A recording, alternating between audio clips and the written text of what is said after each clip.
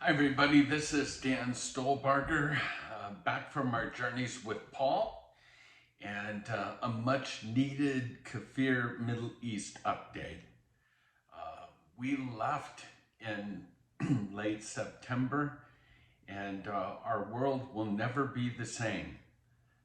While we were in Turkey and Greece and then Italy, Rome, as you know, on October 7th, Israel experienced what would be comparable to 15 9/11s for us here in the States. Imagine that, 15. What if there were 15 9/11s in different cities all around, all happening on one day? That's what Israel experienced when the terrorist group Hamas invaded Israel. And so, as I said, our world will never be the same. Israel is at war, and President Joe Biden is in Israel today. And I want to talk a little bit about what he has said. And most of this information comes from our friend Amir Thafate.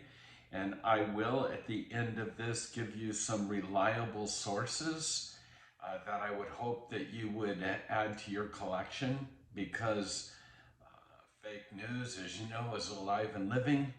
And the question is not what is truth, but where can we find truth? And so I'm going to give you 4 reliable sources later. But Biden in Israel,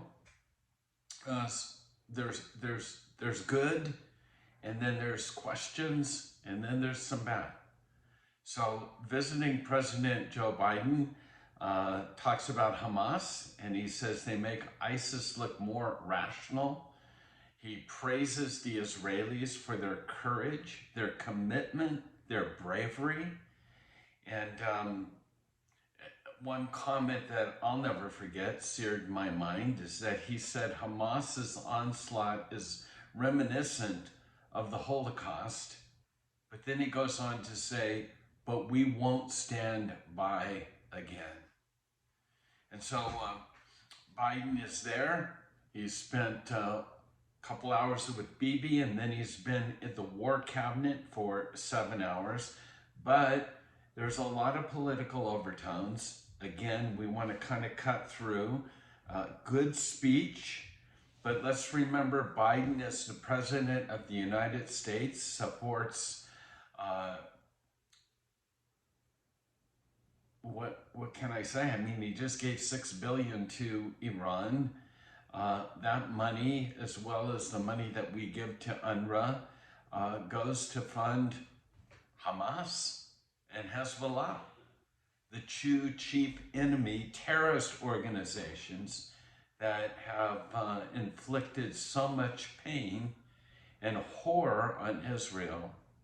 But in light of Biden's support in being there, and we do have munitions are being given on a constant basis. We've got 2 aircraft carrier convoys in the region, in the area, to provide support. So I don't want to make light of that, but there are conditions. And so, in light of Biden's request about humanitarian aid, Israel has agreed to allow humanitarian assistance from Egypt. Now, here's the quote: as long as it's only food, water, and medicine for the civilian population located in the southern Gaza Strip, or which is for those that are evacuating there, and then ... none of these supplies can reach Hamas. No way. Hamas controls everything. Humanitarian aid across the Egyptian border, who's regulating it? We've already seen containers that are marked rice filled with bullets And even if it was just cars or trucks, even if they were empty, Hamas would use them as weapons. So this is going to prolong this war. But it is the condition, and it seems like Biden is controlling what Israel can do, or I should say, should do. And so, once again, the military aid package that Israel does need, because keep in mind, in Gaza, there are two cities, one on top and the one underground. And the one that's underground, through terror tunnels, bunkers, etc., is where the terrorists reside, usually under hospitals or schools or whatever. And in order to root that out, they're going to need what we have, what the U.S. has, bunker busters and things like that. So what's needed to do the job seems to have strings attached. And so while the U.S. president has shown his support for Israel, most experts believe that this military aid package that's being put together, being drafted as I speak, which Israel crucially needs, is likely to be directed almost entirely towards the Ukraine and maybe Taiwan. So this is how that works. This is that pork that's added to any bill. Shove a lot of other things in there. But Israel is desperate to get these types of munitions that will be needed. So just keep in mind that a lot of it is political grandstanding, but I must say this, I'm surprised that Biden didn't pull the plug. And I give him credit for being in Israel. I just have concern with the strings that are attached. The key to Jewish victory, remember, this cannot be another one of those operations that goes on for a couple weeks only to be recycled 6 months from now or a year from now. No, Israel has decided it is time to root out and to destroy completely Hamas. And so what do the Jews have? The Israelis, what do they have?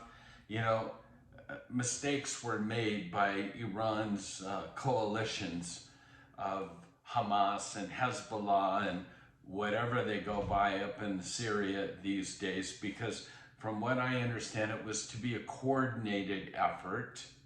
And it seems that Hamas jumped the gun, probably wanting all the glory of this. This has probably been a plan that's been in the works for a couple of years. But the bottom line is that Israel has to do the job once and for all.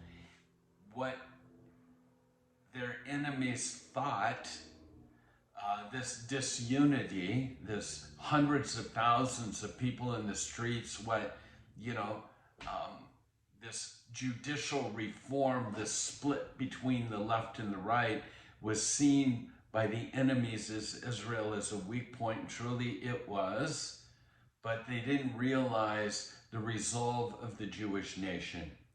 The Jewish people have the ability, their secret weapon is that they're filled with appreciation, understanding, love, and unity.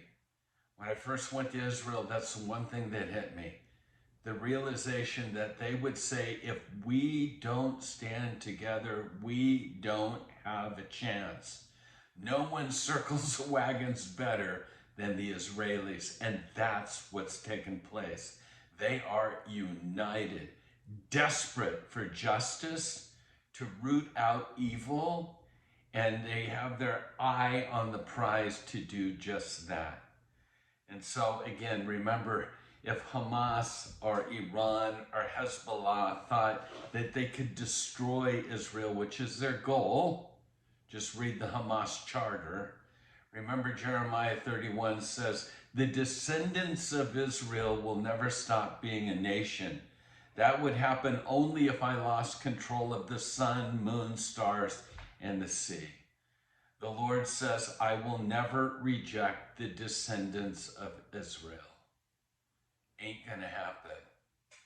Well, I think I want to go into a little bit more detail on the hatred, this legacy of hate, because in all this humanitarian talk of, hey, we should open up channels, there's a lot of innocence. Okay, I get it. But just know this, 90% of the Palestinian population voted Hamas in. 90%. A terrorist organization. Their charter, that Israel will not exist, that we will obliterate it, that we will wipe it off the map. The land of Palestine is to be completely Islamic, and we will do this through jihad. Those are the first 3 points. How do you get a two-state solution out of the other side saying we're going to wipe you out? And in the Koran again, let me read. The Quran defines the Kfir. Now, who's the Kfir? Jews and Christians.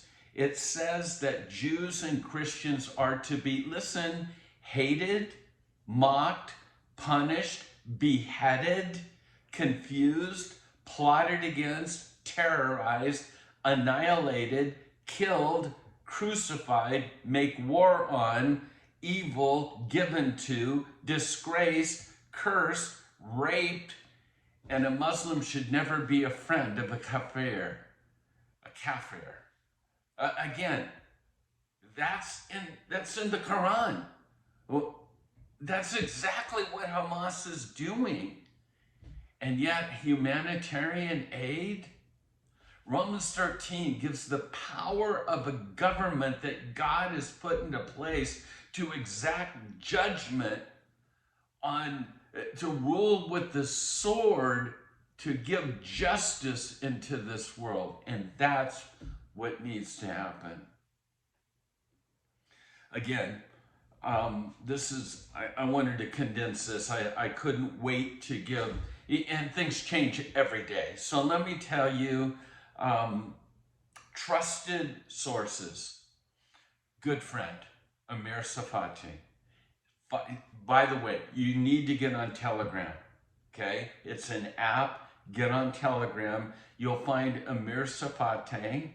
You'll find Hanaya Naphtali, a believer. Both of these are messianic believers. Naphtali actually works for Bibi Netanyahu on Telegram.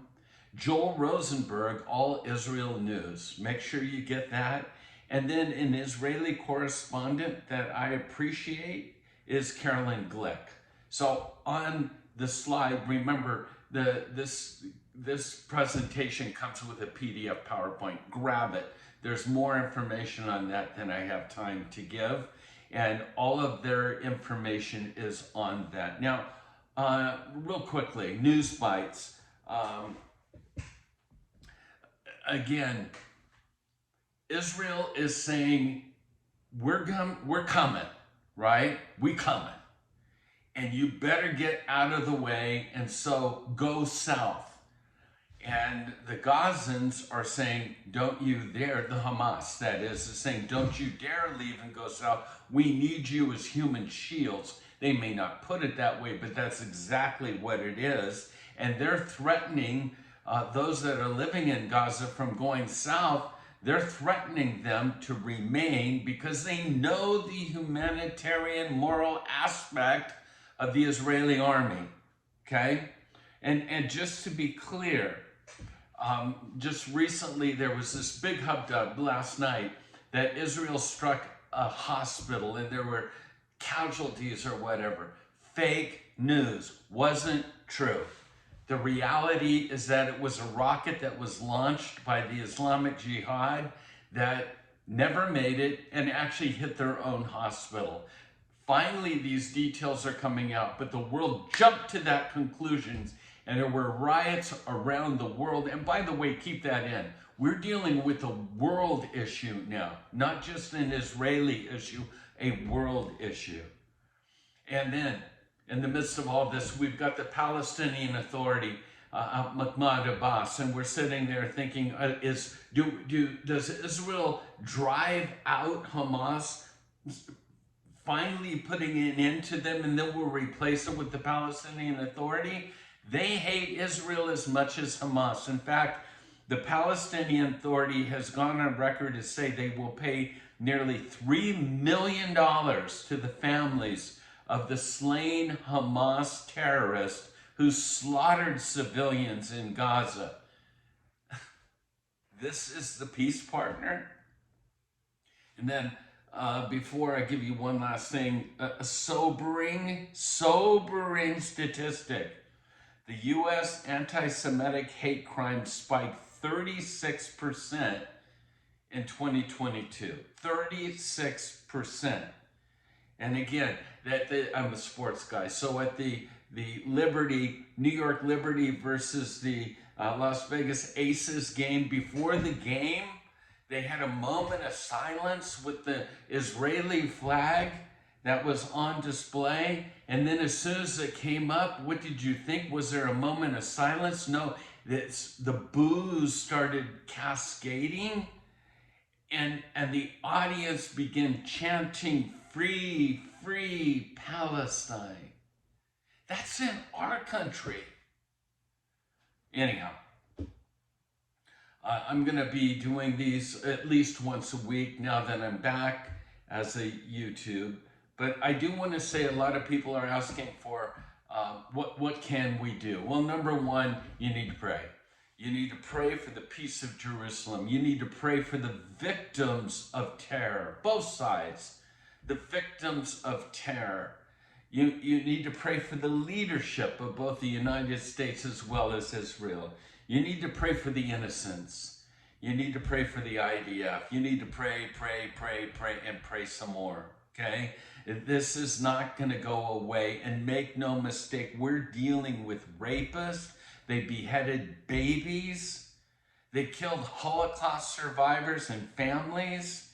They wiped out 260 kids that were at a music festival. They make ISIS look good. So in a sense, pray. And then there are those that are saying, well, how do we support Israel? Well, there's no getting around it. It's probably financial at this time. There's 3 organizations. I gave you ours, Holy Ground, and you can read that. You can donate. 100% of what you give goes to Israel Relief. A sister ministry of ours that I absolutely love is MTI, Ministry to Israel. And we do things with them all the time. Trusted. I've given you they're on the ground in Jerusalem.